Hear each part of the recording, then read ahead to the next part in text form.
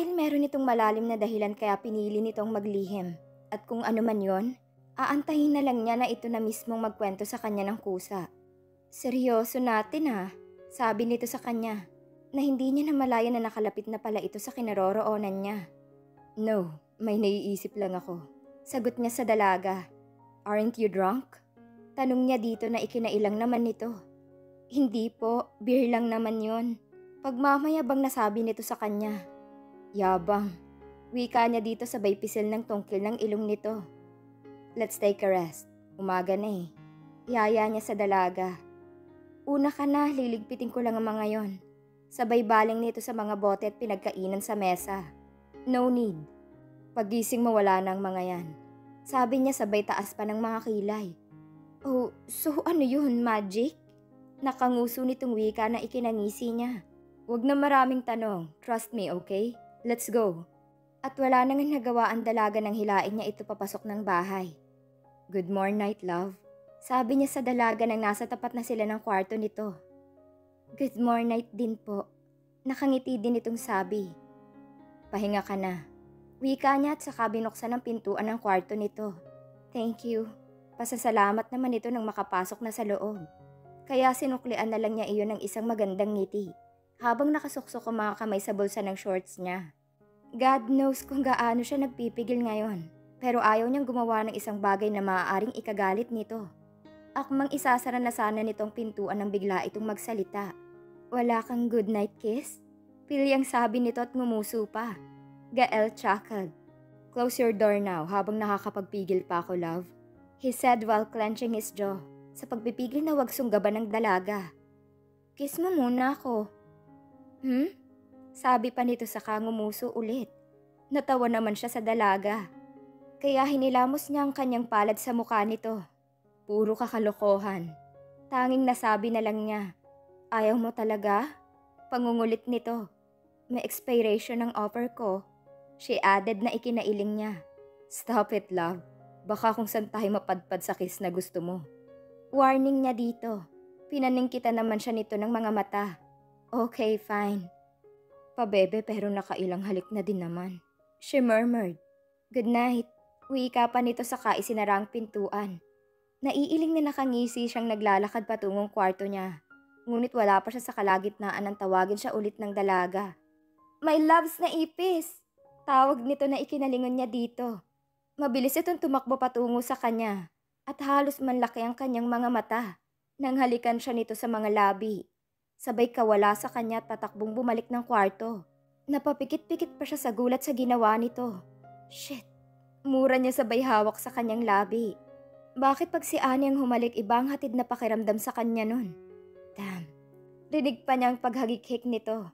Saka biglang binuksan ang pinto at sumilip ang dalaga saka siya binelatan. Bleh! Good night, my loves! Nakangisi nitong wika saka isinara na ng tuluyan ang pintuan. Rinig pa niya ang pag-click ng lock eh. Natatawa na lang siya sa kapilyahan ng dalaga pero nakaramdam siya ng kilig sa tinawag nito sa kanya. My loves. She chuckled pero semeryoso din sa huli. Jeez, I need cold shower. Sabi niya sa sarili nang maramdaman ng lalong paghigpit ng kanyang pantalon dahil sa ginawa ng dalaga. Naging maayos ang samahan nila ni Annie sa mga nagdaang araw. Kung iisipin ng iba tila magsyota o asawa na silang dalawa sa inaakto nila. He became possessive and protective pagdating sa dalaga. Minsan nga nung nag-grocery sila muntik na siyang may masuntok nang bigla na lang may lumapit dito sa dalaga. At gustong hingi ng number nito. At hindi lang yun ang huling beses na nangyari. Meron pa nang kumakain sila sa labas at nanonood sila ng movies. Kaya halos ayaw na niyang palabasin pa ang dalaga pero dahil ayaw naman niyang magalit ito sa kanya kaya ito pa rin ang masusunod. Masasabi din niyang naging mas mahalaga pa si Annie sa kanya. Andyan yung mga mag-aayos na mga gamit niya pag-aalis na siya. Pagdating niya may pagkain ang nakahain. Sa umaga naman always ready ang coffee niya at breakfast nila. But of course ginagawa din naman niya yun sa dalaga. Napapangiti siya habang pinagmamasdan ng dalagang busy sa pagpapalit ng mga kortina. Habang siya naman ay may hawak ng map. At siya nang nagmamap ng sahig. Who would have thought na ang isang shin ay pinagmamap lang? Take note, not just mopping the floor, but he also does the laundry. But he realized that this kind of life makes him happier. Especially when there's a loving woman beside him and that is Annie. They don't even need a helper kasi silang dalawa lang ay sapat na. Tss. He chuckled na maalala niya ang kagaguhan niya. Matagal na dapat may dumating na mga kasambahay dito. Pero dahil ayaw niyang umalis si Annie kaya ipinahold niya muna ito sa kanyang agency. Naiilang na lang siya sa kalokohan niya. Wala eh. Habang tumatagal lalong lumalalim ang nararamdaman niya para sa dalaga. Annie is one of a kind. Kaya naman isang desisyon ang nabuo niya sa puso at isipan bago siya umalis patungong Korea. And that is to make them two official. Yes, gusto na niyang gawing official ang relasyon nila ni Annie. And he is planning to confess his feelings to her mamaya. At nakaset na yon. He breathed deeply sa excitement at nervyos na nararamdaman. You can do it, man. Usal niya sa sarili. Busy si Annie sa pag-aayos ng sarili dahil niyaya siya ni Gael lumabas ngayon. Kanina pagkatapos nila maglinis akala niya kung anong baksang iniabot nito sa kanya. Yun pala ay isang mini dress yon na color old rose. At may katerno pang cream high heel sandals. Ano kaya ang pakulo ng may loves ko ngayon? Excited na medyo kinakabahan niyang tanong sa kanyang sarili, habang pinagmamasdan ng kanyang sarili sa salamin. Itinali niyang kanyang medyo mahaba ng buhok at hinayaang halos matakpan ng maladora niyang bangs ang kanyang mga mata. Hindi na din niya sinuot ang kanyang salamin dahil nakakasira lang yun sa outfit niya. Oh well, this is her first time na makikita ni Gael na walang suot na salamin. Matagal din niya yung pinag-isipan, pero sa huli na naig pa rin ang kagustuhan niyang paunti-unting ipakilala ang totoong pagkatao kay Gael. Lalo pa ngayon na lumalalim pang lalo ang nararamdaman niya para sa lalaki. At alam niyang ganun din ito sa kanya. Yun nga lang hindi pa rin niya alam kung anong estado ng relasyon nilang dalawa. Ang alam niya lang ngayon masayang masaya sila at nagkakaintindihan. Dahil sa kabutihang loob na ipinapakita sa kanya ni Gael, nakokonsensya siya sa pagsisinungaling niya dito sa totoong pagkatao niya. Hay, isang malalim na buntong hininga ang pinakawalan niya bago ngumiti saka nagdesisyong lumabas na ng kwarto. Nahawakan niya ang kanyang dibdib sa gulat nang sa pagbukas niya ng pintuan mukha ni Tony ang sumalubong sa kanya. The heck? What are you doing here? Gulat niyang tanong sa kaibigan. And how did you get in here? She added. Hindi ka pa rin talaga nagbabago, mahilig ka pa rin magtanong. Sabi naman ito sa kanya habang nakangiti. Heh, singhal niya kay Tony. Tanong ko sagutin mo. Nakataas niyang kilay na sabi dito. Oo na, madam na mahaba ang bangs. Sabi nito na ipinaikot pa ang mga mata. I'm here as your driver, okay na? Pananaray nito sa kanya. I forgot to answer your second question.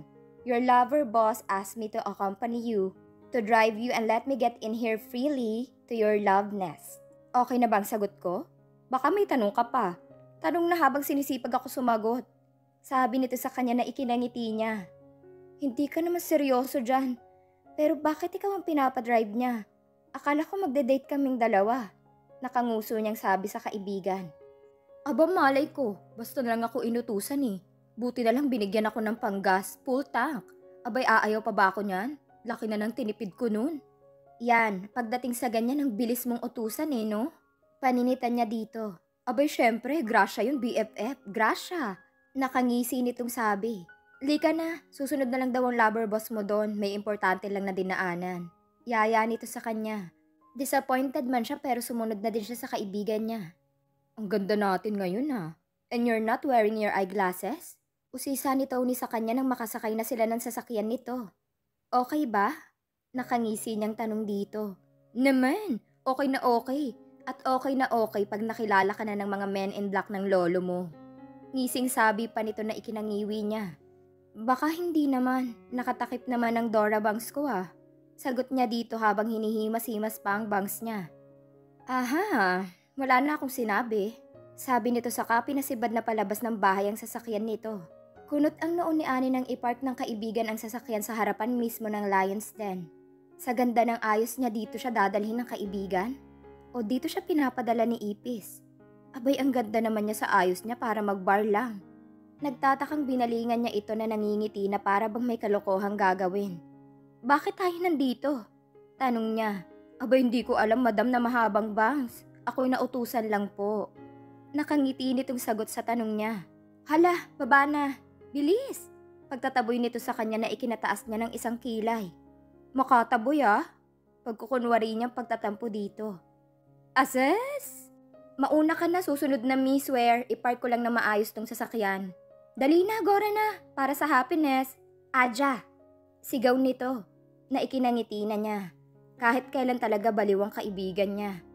Wait kita sa loob sabi niya dito. Saka siya bumaba ng sasakyan. Pagbukas pa lang ng pintuan ni Annie ng den, sinalubong na siya agad ng malamyos na musika at mga ilaw na nanggagaling sa loob. Halo-halo ang emosyong nararamdaman niya sa mga oras na yon. Hindi niya mapangalanan kung ano-anong mga nararamdaman niya ng iyon. Yung feeling na sobrang lakas ng tibok ng puso niya, na naiihi siya pero in fairness, hindi siya natatae kahit kinakabahan siya. Maya-maya pa may isa-isa nang nagsilapitan sa kanya habang inaabot ang isang stem ng roses sa kamay niya. Halos maiyak siya nang ang mga sumunod na nag-aabot sa kanya ng roses ay ang mga Kurimaw at Ate Jewel at Ate Chloe niya. At ang sumunod sa mga ito ay ang best friend niyang si Tony. Pahila naman ang hair, Koreana. Tila kinikilig nitong sabi sa kanya at niyakap siya. Always remember na wala akong hangad kundi ang happiness mo. Dagdag na sabi pa nito saka tumalikod na. Annie swallowed hardly nang lumabas ang taong kanina pa niya hinahanap. At may hawak-hawak itong bouquet sa kamay at ang laki ng ngiti sa mga labi nito. She heard him breathe heavily before he uttered this word. For you, love. Wika nito sabay abot ng bulaklak na agad naman niyang tinanggap na may malaking ngiti sa mga labi habang nangingilid ang luha sa kanyang mga mata. Jesus, you are so damn beautiful, love. He admiringly said to her. Thank you, my loves. Nakangiti niyang sabi dito. Grabe ang pakulo Pero touch and sobrang happy ako, promise. She touchingly said. At yun ang gusto kong lagi mong mararamdaman. The happiness. At sana maibigay ko yun sa'yo. Saad nito. And now I want to ask you. Actually dapat matagal na, love. Kaso dinadaga ako. But itong mga nakaraang araw, natatakot na ako na baka maagaw ka pa sa akin. Gael chuckled. So Miss Rivera, allow me to ask you this. Can we be official? Tanong nito na ikinakunot ng noo niya. At tila naman nahulaan agad nitong nasa isip niya kaya agad ding nagsalita. I mean, can you be my girlfriend? And my partner? My love? Tanong nito na ikinaawang ng bibig niya. Hindi siya makapaniwala na matutupad na din ang matagal na niyang hinihiling na maging sila ni Gael. At heto na nga. Diyos ko Lord, napakabait mo talaga sa akin. Noon wala siyang ibang wish kundi ang makasama niya ulit ang magulang niya na alam niyang hindi naman na mangyayari. Hanggang sa dumating ang lalaking yon, si Mr. Hercliffe. At ang hinihiling niya na sana magtagpo ulit ang landas nilang dalawa. Pero hindi din nangyari. At ngayon nga sinubukan niya ulit humiling at hindi niya akalain na ibibigay na yon sa kanya. Sheesh, I'm not used to this. So please don't say no. Pakiusap nito sa kanya na ikinangiti niya. Pinakatitigan niya ito ng maigi. Ba't araw-araw mas lalong gumagwapo ang my love's ipis niya? Lalo na ngayon. Ang cute. Ang sarap pisilin ng muka. She giggled because of what she thinks. Damn, answer me, love. And stop giggling. Is it a yes or a yes? Parang wala akong choice talaga Pues, Mr. Shin, I'm ready to say yes to you. Ngisi niyang sabi dito na ikinalaki naman ang mga ngiti nito sa labi. Yes! Sigaw nito. Aha, yes, yes po. Hindi na niya natapos ang sasabihin niya. Nang sunggaban nito ang kanyang labi at halikan siya nito ng mariin at buong pagmamahal. Hay, ang sarap lang. Naramdaman na lang niya ang pagsipaglaglagan ng mga balon sa kanilang dalawa. Kaya napabitaw siya kay Gael at masayang tumingala. Mabuhay ang bagong kasal! Sigaw ni Teron. Aw! Daing nito ng batukan ng asawang si Ate Cleo niya. Congrats guys!